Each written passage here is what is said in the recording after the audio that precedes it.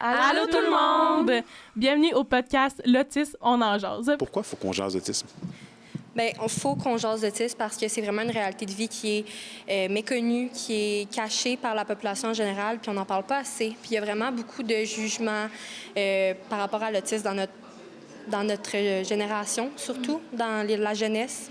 Je sais pas si tu voulais rajouter quelque chose par rapport à ça. Mais tu sais, ça paraît pas, c'est pas écrit dans le front des gens si tu es autiste ou pas. Puis, tu sais, on l'explique aussi dans notre podcast, dans notre balado, mais il y a un spectre de l'autisme. Il y en a que c'est évident, mais il y en a que ce l'est pas du tout.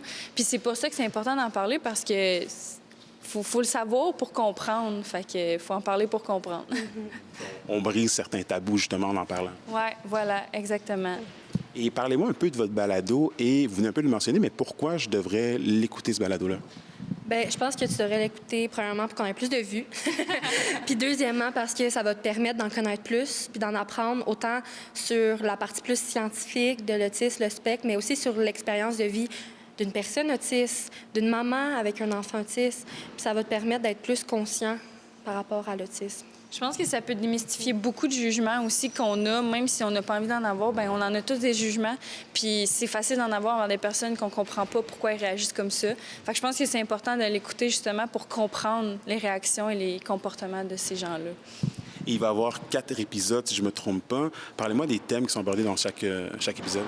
Bien, dans le fond, pour le premier épisode, on a reçu la directrice générale de la Société de l'autisme de l'Abitibi-Témiscamingue et une des intervenantes. Puis là, on parle vraiment de c'est quoi l'autisme, le spectre en général. Pour le deuxième épisode, on a reçu une maman d'un garçon autiste, puis elle a pu nous parler de son quotidien, de comment elle a vécu ça, c'est quoi son expérience, le diagnostic quand il était petit, etc. Je ne sais pas si tu veux dire pour les deux. Oui, le troisième, on a reçu une personne autiste qui est maman de 2 jumelles, qui nous parle comment elle a vécu ça, comment elle fait pour comme contrer un peu qu'est-ce qui se passe sur les mythes du TSA qui est de l'autisme. Ouais.